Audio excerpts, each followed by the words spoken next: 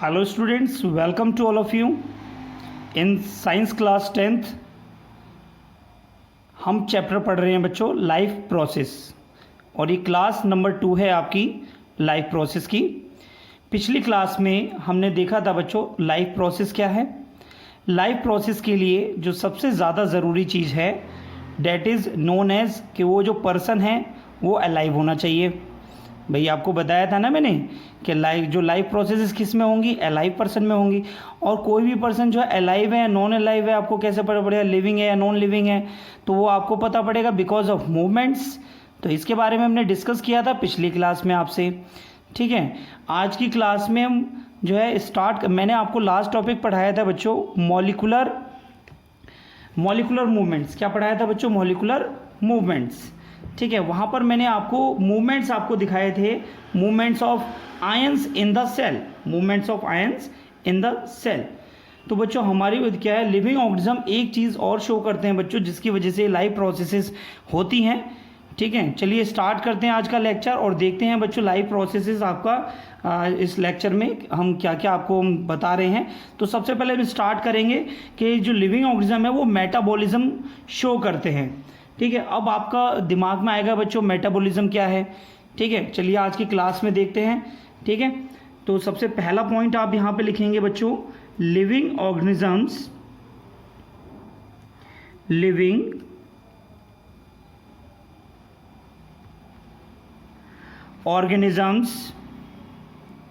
Show metabolism.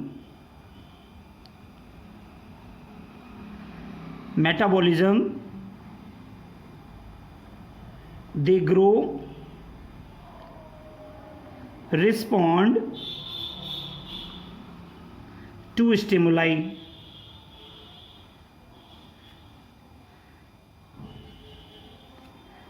reproduce, etcetera. तो बच्चों मैंने यहाँ पर आपको बताया लिविंग शो मेटाबॉलिज्म। तो मेटाबॉलिज्म क्या है बच्चों कि हमारी बॉडी के अंदर, किसी भी लिविंग बॉडी के अंदर जो ऑल केमिकल रिएक्शन होती हैं उसे हम बोलते हैं बच्चों मेटाबॉलिज्म, ठीक है। और इन्हीं केमिकल रिएक्शंस की वजह से जो कोई भी लिविंग ऑर्गेनिज्म है वो ग्रो करता है बच्चों, वो ग्रो करेगा। रिस्पॉन्ड टू स्टिमुलाई का मतलब क्या है बच्चों? जो भी कोई भी एक्सटर्नल इफेक्ट हमारी बॉडी पे पड़ता है तो हम उसे रिस्पॉन्ड करते हैं। तो एक्सटर्नल इफेक्ट को यहाँ बोला गया बच्चों स्टिमुलाई। रिप्रोड्यूस का क्या मतलब होता है बच्चों कि कोई भी लिविंग ऑर्गेनिज्म अपनी ही जैसी दूसरे लिविंग ऑर्गेनिज्म को जब क्या बर्थ करता है, ठीक है, उनको जन्म देता है, तो उसे उस प्रोसेस को बोलते हैं बच्चों रिप्रोड्यूस करना, ठीक है। तो बच्चों इस टॉपिक के बारे में डिटेल में थोड़ा सा पढ़ते हैं। मेटाबॉलिज्म क्या है? जैसे कि मैंने आपको बताया हमारी बॉडी के अंदर जो भी एक्टिविटीज़ होती हैं, कोई भी एक्टिविटी हो रही है, ठीक है, कोई भी केमिकल रिएक्शन हो रही है, वो सब किस में आती हैं बच्चों? मेटाबॉलिज्म में। तो बच्चे स्टार्ट करते हैं अपना, देखिए जानते हैं मेटाबॉलिज्म के बारे में, ठीक है। मेटाबॉलिज्म क्या है? अब आपका टॉपिक आता है बच्चों व्हाट इज मेटाबॉलिज्म। आपके दिमाग में ये जो चीज़ है ये चल रही होगी क्योंकि इसी की वजह से कोई भी बॉडी ग्रो कर रही है, रिस्पॉन्ड कर रही है स्टिमुलाई को और रिप्रोड्यूस भी कर रही है। जो भी लाइफ प्रोसेसेस हमारी बॉडी में हो रही हैं बिकॉज ऑफ मेटाबॉलिज्म हो रही हैं, ठीक है। तो मेटाबॉलिज्म क्या है बच्चों? It is the some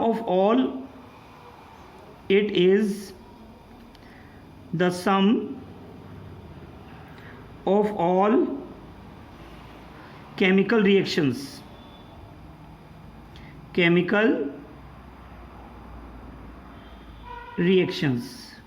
okay students, ठीक है। तो कोई भी क्या नाम है, सभी केमिकल रिएक्शन को हम क्या बोलते हैं बच्चों? Metabolism. It is the sum of all chemical reactions of N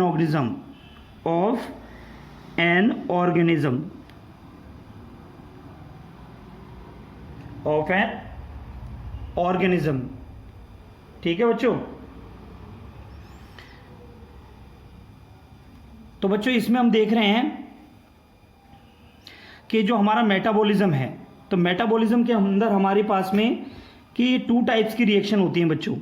metabolism में हमारी 2 टाइप्स की रिएक्शन होती हैं। तो कौन कौन सी रिएक्शन होती है बच्चों? एक होती है बच्चों आपकी एनाबॉलिज्म,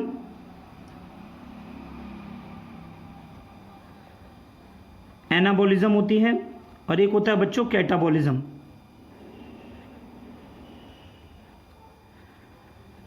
ठीक है, तो सभी बच्चे ध्यान रखेंगे, इन दोनों का जो सम है, एनाबॉलिज्म और कैटाबॉलिज्म का जो सम होता है उसे हम बोलते हैं मेटाबॉलिज्म। ठीक है, अब एनाबॉलिज्म में क्या होता है बच्चों, तो ये देखिए आप सभी को ये पता होना चाहिए एनाबॉलिज्म रिएक्शन क्या होती है। एनाबॉलिज्म में जो भी हमारा सिंपल सब्सटेंस होगा, ठीक है, सिंपल सब्सटेंस, सिंपल सब्सटेंस हमारा कन्वर्ट होता है बच्चों कॉम्प्लेक्स सब्सटेंस में, कॉम्प्लेक्स सब्सटेंस में। ठीक है, सिंपल सब्सटेंस हमारा कन्वर्ट होता है कॉम्प्लेक्स सब्सटेंस में, तो उस प्रोसेस को हम बोलते हैं बच्चों एनाबॉलिज्म। क्या बोलते हैं बच्चों? एनाबॉलिज्म। ठीक है, और यहाँ के इसके एग्जांपल क्या होंगे बच्चों? यहाँ से एग्जांपल हम देखते हैं बच्चों, ये प्लांट्स में होता है। ठीक है, तो हम यहाँ पे लिखेंगे कौन सी रिएक्शन होती है बच्चों प्लांट्स में, बताएं? Photosynthesis,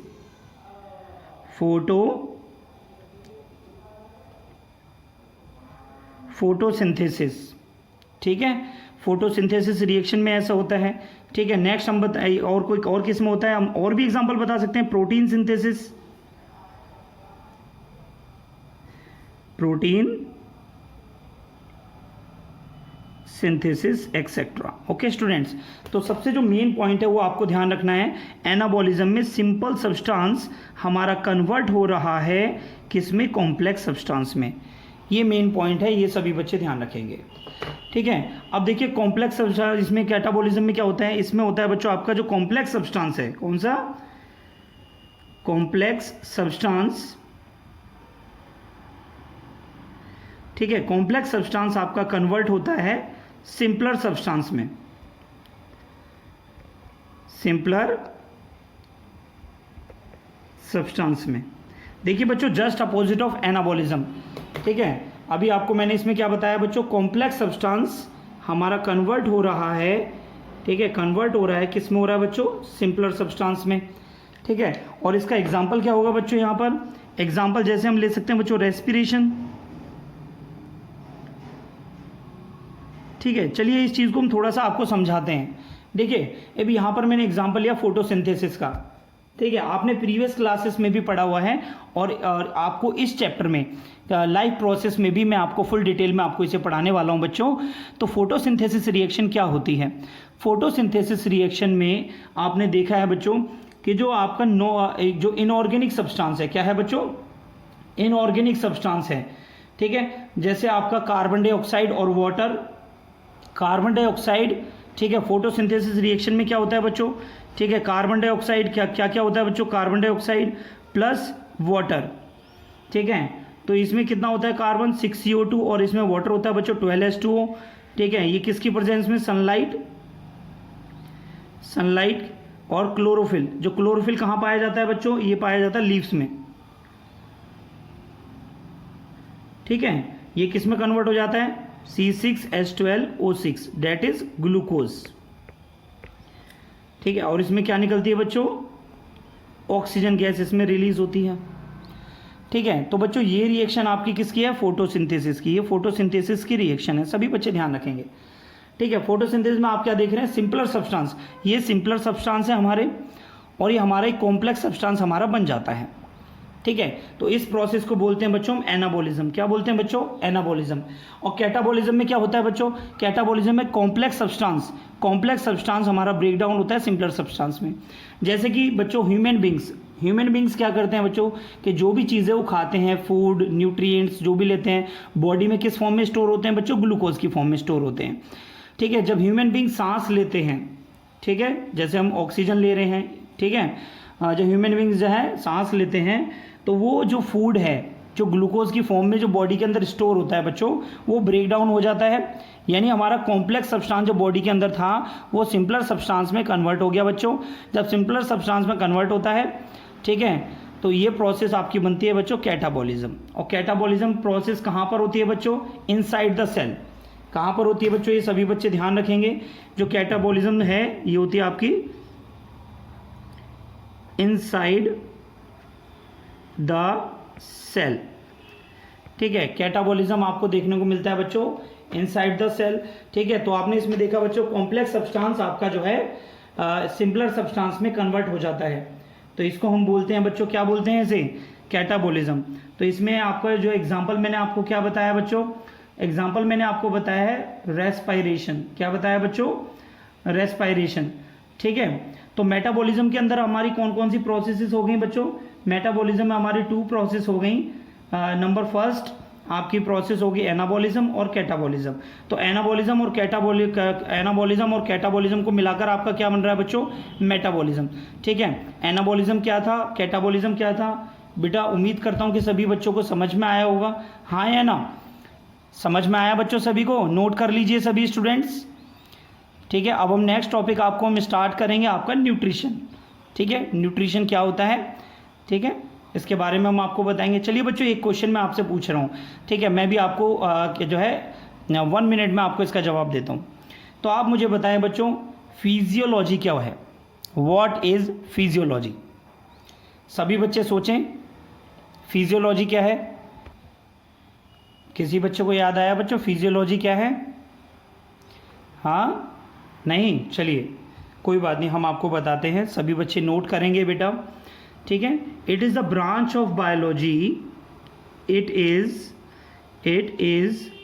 the branch of biology that deals with study of life processes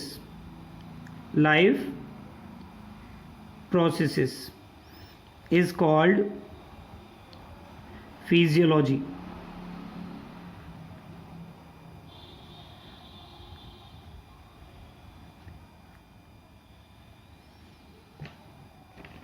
ठीक है बच्चों। तो ये है था बच्चों आपका फिजियोलॉजी क्या है, it is the branch of biology, ये बायोलॉजी की ब्रांच है बच्चों, date deals with the study of life processes, जिसमें हम स्टडी करते हैं लाइफ प्रोसेसेस के बारे में, उसे हम बोलते हैं बच्चों फिजियोलॉजी, ठीक है। सभी बच्चों को ये पॉइंट क्लियर हो गया होगा बच्चों फिजियोलॉजी क्या है, ओके स्टूडेंट्स, ठीक है। नेक्स्ट टॉपिक हम देखते हैं बच्चों हमारा है न्यूट्रिशन।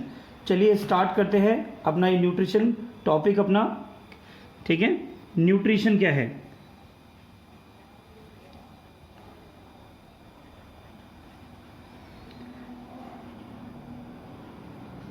तो बच्चों लाइफ प्रोसेस का जो सबसे मेन पार्ट है that is known as nutrition, ठीक है। न्यूट्रिशन जो है हमारी बॉडी को एनर्जी दिलाएगा बेटा, ठीक है। न्यूट्रिशन हमें मिलता कैसे है, कहाँ से मिलता है, सबसे पहले इसकी डेफिनेशन क्या होती है बच्चों, it is a process by which,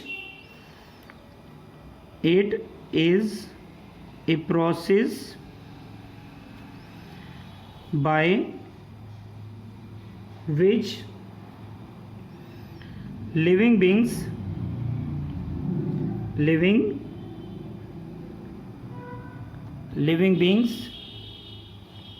obtain food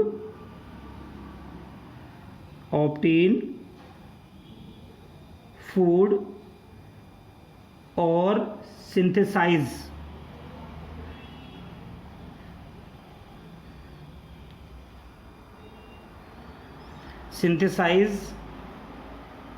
it for growth, repair,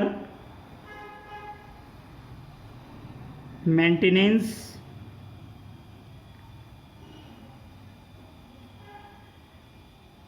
and reproduction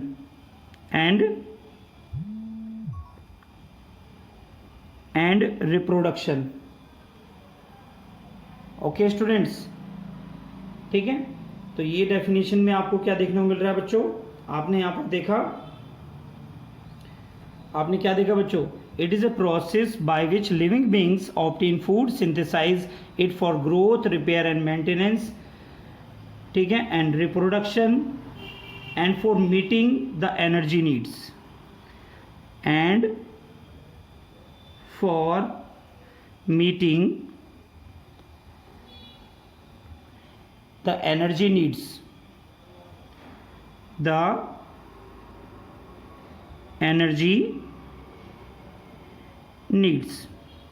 तो बच्चों क्या है कि आपका न्यूट्रिशन क्या है कि भाई मेन आपको इसको डिफाइन करना है। न्यूट्रिशन एक ऐसी प्रोसेस है जिसमें जो लिविंग ऑर्गेनिज्म है फूड को ऑब्टेन करता है और यूटिलाइज करता है। ठीक है, यूटिलाइज यानी इसको किस तरह यूटिलाइज कर रहा है, किस तरह सिंथेसाइज कर रहा है बच्चों उसको फॉर इट्स ग्रोथ के लिए, अपनी ग्रोथ के लिए, repairing of its body parts, maintenance and reproduction and for meeting energy needs. यानी उस बॉडी को किसी भी वर्क को करने के लिए जो एनर्जी नीड्स चाहिए, जो एनर्जी चाहिए वो किससे मिल रही है बच्चों? न्यूट्रिशन से। ठीक है, तो आपने देखा बच्चों न्यूट्रिशन क्या है? It is a process by which living beings obtain और synthesise it for growth, repair, maintenance and reproduction and for meeting the energy needs. तो बच्चों न्यूट्रिशन कहाँ से मिलता है? बच्चों न्यूट्रिशन मिलता है किससे? फूड से। ठीक है, न्यूट्रिशन किससे मिलता है? फूड से। तो अब आपकी अगली डेफिनेशन क्या हो जाएगी? फूड क्या है? ठीक है बच्चों, व्हाट इज फूड। तो नेक्स्ट हम पढ़ेंगे बच्चों फूड क्या है। आपके दिमाग में आएगा कि बच्चों ये फूड जो है, फूड से ही आपको न्यूट्रिएंट्स मिलेंगे। ठीक है, तो अब हमारे दिमाग में आ जाना चाहिए, ये क्वेश्चन अराइज होना चाहिए बच्चों, व्हाट इज फूड। तो फूड को हम क्या बोलेंगे? It is a source of all. ठीक है, फूड क्या है?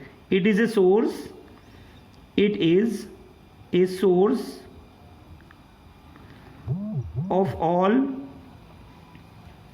organic and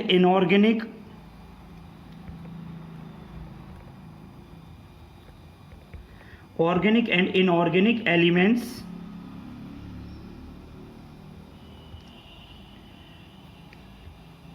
found in living organism. It is a source of all organic and inorganic element found in living organism. तो बच्चों ये क्या है? फूड हमारा एक ऐसा सोर्स है जो ऑर्गेनिक और इनऑर्गेनिक, ये क्या है? ऑर्गेनिक और इनऑर्गेनिक एलिमेंट्स का ये सोर्स है जो पाया जाता है किसमें बच्चों? लिविंग ऑर्गेनिजम्स में। ठीक है, अब जो हमारे इनऑर्गेनिक और जो ऑर्गेनिक एलिमेंट्स हैं ये क्या हैं? ठीक है बच्चों, ये ऑर्गेनिक और इनऑर्गेनिक आपको बताया गया एलिमेंट्स के बारे में। दीज आर कौन कौन से एलिमेंट्स हैं बच्चों? जैसे हम यहाँ पर बता रहे हैं आपको, पोटेशियम का सिंबल के, carbon, hydrogen, oxygen, nitrogen, sulphur, phosphorus, sodium, magnesium, calcium etcetera. तो बच्चों आप देख रहे हैं मैंने यहाँ पर कितने सारे न्यूट्रिएंट्स आपको लिखे हैं। तो ये सारे न्यूट्रिएंट्स हमें कहाँ से मिलते हैं बच्चों? फूड से। ठीक है, तो फूड से मिलते हैं। तो बच्चों ये सारे के सारे एलिमेंट हमें फूड से मिल रहे हैं, तो हम क्या लिखेंगे बच्चों? These elements occur in food. These elements occur in food. ये कहाँ पाए जाते हैं बच्चों? फूड में। और किस फॉर्म में होते हैं बच्चों? ऑर्गेनिक और इनऑर्गेनिक कंपाउंड्स की फॉर्म में होते हैं। और इन्हीं को बोलते हैं इनको हम क्या बोलते हैं बेटा? These are called nutrients. इन्हें हम बोलते हैं बच्चों न्यूट्रिएंट्स। क्या बोलते हैं? न्यूट्रिएंट्स। ठीक है बच्चों, तो न्यूट्रिएंट्स हमारे क्या हैं? तो आपके एग्जाम में जैसे पूछा जाएगा न्यूट्रिएंट्स क्या हैं, तो बच्चों न्यूट्रिएंट्स जो हैं वो फूड के अंदर पाए जाने वाले एलिमेंट्स हैं जो आपके ऑर्गेनिक और इनऑर्गेनिक फॉर्म में होते हैं और जो है ये लिविंग ऑर्गेनिज्म में पाए जाते हैं। तो सभी बच्चे ध्यान रखेंगे। अगर आपको प्रॉपर डेफिनेशन आ जाए कि न्यूट्रिएंट को आप कैसे डिफाइन करोगे, चलिए बच्चों न्यूट्रिएंट्स को भी डिफाइन कर देते हैं। ठीक है, these are chemical substances, these are chemical substances, these are chemical substances present in the food, present in the food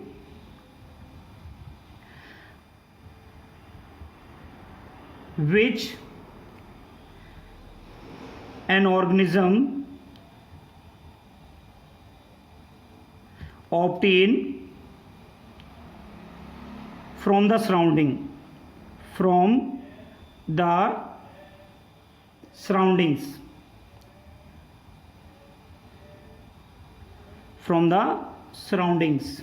ठीक है, अपने चारों तरफ से जो है कोई भी ऑर्गेनिज्म इसे गेट करता है, इसको लेता है।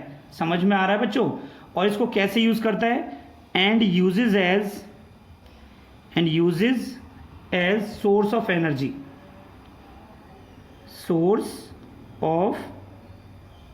एनर्जी, किसको बेटा? न्यूट्रिएंट्स को। ठीक है, और वो एनर्जी हमारे किस फॉर्म में, किस काम आती है बच्चों? और ये जो एनर्जी जो है, ठीक है, and use as source of energy. Nutrients क्या हैं बच्चों? These are chemical substances present in food which an organism obtain from the surrounding and uses as source of energy. ठीक है, और ये जो सोर्स ऑफ एनर्जी है, इसी वजह से हमारी बॉडी के अंदर जो लाइफ प्रोसेसेस हैं वो कंटिन्यू रहती हैं। सभी बच्चों को समझ में आ रहा है बेटा? हाँ या ना? तो बच्चों फूड की इंपॉर्टेंस क्या है? What are the importance of food? Food क्या है? हमारा सोर्स ऑफ एनर्जी है। क्या है बच्चों? Source of energy. क्या है बच्चों? Source of energy. सभी बच्चे ध्यान रखेंगे। ठीक है, फूड क्या है? हमारी बॉडी के सेल्स को एनर्जी प्रोवाइड करा रहा है बच्चों। ठीक है, और हमारी बॉडी के जो फंक्शंस हैं उनको मेंटेन करता है। ठीक है, सभी बच्चों को समझ में आया बेटा? ठीक है, नोट करिए बेटा सभी स्टूडेंट्स, इसे सारे स्टूडेंट्स नोट करिए। ठीक है, इस क्लास में आपने देखा बच्चों फिजियोलॉजी, मैंने आपको बताया फिजियोलॉजी क्या है, न्यूट्रिशन, फूड्स। ठीक है, फूड क्या है, फूड के अंदर कौन कौन से एलिमेंट्स होते हैं, ये आपके ऑर्गेनिक और इनऑर्गेनिक फॉर्म में होते हैं। ठीक है, और ये आपके फूड में पाए जाते हैं और इनको हम न्यूट्रिएंट्स कहते हैं। न्यूट्रिएंट्स की प्रॉपर डेफिनेशन भी एग्जाम में अगर पूछी जा सकती है तो आप लिख सकते हैं, these are the chemical substances present in the food which an organism obtain from the surrounding and uses as source of energy. ठीक है, and why we need food? We need food to regulate the body functions, to regulate the life processes. okay students, तो आप इस तरह से इसे note down कर सकते हैं। नोट डाउन करिए सभी। नेक्स्ट टॉपिक है बच्चों आपका मोड ऑफ न्यूट्रिशन। ठीक है, तो अभी आपने पढ़ा था बच्चों न्यूट्रिशन क्या है, अब mode of nutrition. Mode of nutrition बच्चों आपके टू टाइप्स का होता है। ठीक है, एक है बच्चों आपका ऑटोट्रोपिक न्यूट्रिशन। ठीक है, एक होता है बच्चों आपका हेटरोट्रोपिक न्यूट्रिशन। ठीक है, समझ में आ रहा है बेटा? ये आपके टू टाइप्स के हैं, ऑटोट्रोपिक एंड हेटरोट्रोपिक न्यूट्रिशन। ठीक है बच्चों, अब जो ऑटोट्रोपिक न्यूट्रिशन होता है ये भी आपका टू टाइप्स का है बच्चों। ठीक है, फोटोसिंथेसिस में एंड कीमोसिंथेसिस में। देखिए ओटो का मतलब अपने आप दिख रहा है कि जो ऑर्गेनिजम्स अपना फूड अपने आप बना लेते हैं उसको हम बोलते हैं बच्चों ऑटोट्रोपिक न्यूट्रिशन वहाँ पर है। और जो ऑर्गेनिज्म अपना खाना अपने आप बनाते हैं उसे हम बोलते हैं ऑटोट्रॉप्स। ठीक है, तो यहाँ पर ऑटोट्रोपिक न्यूट्रिशन में आपको मैं पढ़ाऊँगा अभी फोटोसिंथेसिस और कीमोसिंथेसिस के बारे में। अब देखते हैं बच्चों हेटरोट्रोपिक न्यूट्रिशन में क्या है। हेटरोट्रोपिक जो न्यूट्रिशन है वो आपका बच्चों 3 टाइप का होता है। कौन कौन से टाइप का होता है बच्चों? 3 टाइप में। ठीक है, एक होता है बच्चों आपका सेप्रोफाइटिक, नंबर 2 होता है आपका पैरासिटिक, नंबर 3 होता है आपका होलोजोइक। ठीक है, सेप्रोफाइटिक न्यूट्रिशन क्या है, पैरासिटिक न्यूट्रिशन क्या है और होलोजोइक न्यूट्रिशन क्या है, इसके बारे में हम जानेंगे। पैरासिटिक जो न्यूट्रिशन है वो आपके भी ये भी आपका 2 टाइप्स का होता है। यहाँ पर आपको मैंने बताया है एक्टोपैरासाइट और एंडोपैरासाइट, इसके बारे में हम डिटेल में हम पढ़ेंगे। ठीक है बच्चों, नेक्स्ट आपको दिखाया है बच्चों मैंने होलोजोइक न्यूट्रिशन। अब होलोजोइक न्यूट्रिशन क्या होता है बच्चों? होलोजोइक न्यूट्रिशन भी आपके जो है कितने टाइप के हैं बच्चों? 1 2 3 4 टाइप के आपको मैंने बताए हैं। ठीक है, फर्स्ट पर आपका क्या है बच्चों? Herbivore, number 2 carnivore, number 3 omnivore, number 4 carrion feeder. ठीक है, तो बच्चों आपने देखा यहाँ पर मैंने डिवाइड किया है न्यूट्रिशन को। ठीक है, मोड ऑफ न्यूट्रिशन आपके 2 टाइप्स के थे। ठीक है, फर्स्ट आपका क्या आ गया बच्चों? ऑटोट्रोपिक, और दूसरा आ गया हेटरोट्रोपिक। ठीक है, ऑटोट्रोपिक के आपके 2 पार्ट्स हैं। ठीक है, हेटरोट्रोपिक के आपके 3 पार्ट्स हैं। मान लेते हैं ये आपका ए है, ये आपका बी पार्ट है और ये आपका सी पार्ट है। ठीक है, सेप्रोफाइटिक, पैरासिटिक और होलोजोइक। पैरासिटिक के आपके 2 पार्ट्स होते हैं। ठीक है, एक्टोपैरासाइट और एंडोपैरासाइट। होलोजोइक न्यूट्रिशन के आपके 4 पार्ट्स हैं, हर्बीवोर, कार्निवोर, ओमनिवोर और कैरन फीडर। ठीक है, तो बच्चों इसके बारे में हम डिटेल में पढ़ेंगे कि आपका न्यूट्रिशन के अंदर ये जो 4 पार्ट्स हैं आपके क्या है। तो सभी बच्चे एनसीईआरटी की बुक से आप पढ़ते रहिए। ठीक है, ऑटोट्रोपिक न्यूट्रिशन क्या है और ऑटोट्रोपिक न्यूट्रिशन में क्या होता है, हेटरोट्रोपिक न्यूट्रिशन क्या है, इसके बारे में मैं आपको नेक्स्ट क्लास में आपको समझाऊंगा बच्चों। ठीक है, तो सभी बच्चे अपनी कॉपी में इन्हें नोट करते रहिए और एनसीईआरटी से आप जो है सभी स्टूडेंट्स रीड ज़रूर करें। एनसीईआरटी से आप जो है 1 बाय 1 लाइन को आप अंडरलाइन करके पढ़ें। ठीक है, और जो भी हम नोट्स आपको करा रहे हैं इन्हें आप कॉपी में करें और इसे रिवाइज़ करें। ठीक है बच्चों, तो बच्चों आज की क्लास में जो हमने सीखा वो मैंने आपको क्या बताया, मैंने आज की क्लास में जो सबसे पहले मैंने आपको बताया था that is known as metabolism. तो सबसे पहले मैंने मेटाबॉलिज्म के बारे में बताया बच्चों। ठीक है, लिविंग ऑर्गेनिज्म के अंदर मेटाबॉलिज्म होता है। ठीक है, ये मेटाबॉलिज्म प्रोसेस शो करते हैं जिसकी वजह से they grow, respond to stimuli और रिप्रोड्यूस करते हैं। मेटाबॉलिज्म आपके 2 टाइप्स के होते हैं, एनाबॉलिज्म और कैटाबॉलिज्म। एनाबॉलिज्म में क्या होता है, सिंपल शुगर जो है, सिंपल सब्सटेंस आपका कॉम्प्लेक्स सब्सटेंस में कन्वर्ट होता है। इस प्रोसेस को हम फोटोसिंथेसिस बोलते हैं। फोटोसिंथेसिस की रिएक्शन मैंने आपको दिखाई है। Carbon dioxide plus water in the presence of sunlight and chlorophyll convert into the glucose and oxygen इसमें रिलीज होती है। ठीक है बच्चों, कैटाबॉलिज्म में मैंने आपको क्या बताया, कॉम्प्लेक्स सब्सटेंस आपके सिंपल सब्सटेंस में कन्वर्ट होते हैं और जो आपकी प्रोसेस थी that is known as respiration. ठीक है बच्चों, एंड फिर इसके बाद में मैंने आपको पढ़ाया बच्चों व्हाट इज फिजियोलॉजी। फिजियोलॉजी क्या है, it is the branch of the biology, ठीक है, that deals with the study of life process. ठीक है, ये हमारी क्या फिजियोलॉजी जो है जो वो स्टडी है, स्टडी ऑफ लाइफ प्रोसेस हम जहाँ करते हैं उसे हम बोलते हैं बच्चों फिजियोलॉजी बोलते हैं इस ब्रांच को। ठीक है, बायोलॉजी की ब्रांच जिसमें हम स्टडी ऑफ लाइफ प्रोसेस पढ़ते हैं उसे फिजियोलॉजी बोलते हैं। तो बच्चों नेक्स्ट हमने पढ़ा बच्चों न्यूट्रिशन क्या है। न्यूट्रिशन के बाद हमने पता चला कि न्यूट्रिशन में जो हमें न्यूट्रिएंट मिल रहे हैं दैट इज़ हाँ वो मिल रहे हैं हमें फूड से। फूड के अंदर फूड हमारा जो है source of all organic and unorganic element का सोर्स होता है बच्चों। और ये हमारे एलिमेंट्स हमारे ये सारे हो सकते हैं, ऑर्गेनिक और इनऑर्गेनिक हो सकते हैं, और इनको हम बोलते हैं न्यूट्रिएंट्स। एग्जाम में बच्चों आ जाएगा बच्चों न्यूट्रिएंट क्या है, तो आपको मैंने डेफिनेशन ही बताई है, तो सभी बच्चे इसे नोट कर लिए होगा आपने। ठीक है, एंड सबसे लास्ट में मैंने आपको बताया बच्चों mode of nutrition. Mode of nutrition के अंदर आपके 2 टाइप्स के हैं, ऑटोट्रोपिक एंड हेटरोट्रोपिक। ऑटोट्रोपिक में आपको मैंने बताया वो सभी ऑर्गेनिज्म जो अपना खाना अपने आप बनाते हैं उन्हें ऑटोट्रोपिक कहते हैं, और जो खाना अपने आप अपना नहीं बनाते हैं दूसरों पर डिपेंड रहते हैं उन्हें हेटरोट्रोपिक कहते हैं। इसके बारे में मैं आपको नेक्स्ट क्लास में आपको बताऊंगा।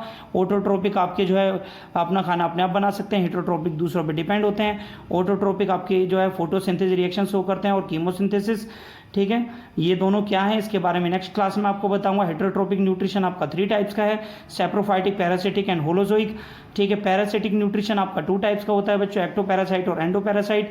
एंड जो होलोजोइक न्यूट्रिशन है ये आपका 4 टाइप्स का होता है। क्या नाम, होलोजोइक किस में पाया जाता है बच्चों, हार्बीवोर में, कार्निवोर में, ओमनिवोर में और कैरन फीडर में। ठीक है बच्चों, तो इसके बारे में मैं आपसे नेक्स्ट क्लास में मिलता हूँ नेक्स्ट टॉपिक के साथ। ठीक है बच्चों, आज की क्लास में इतना ही। Thank you so much for watching this. ठीक है, सभी पूरे वीडियो के कंटेंट को आप अपनी कॉपी में लिखिए, रिवाइज करिए बच्चों। Thank you so much.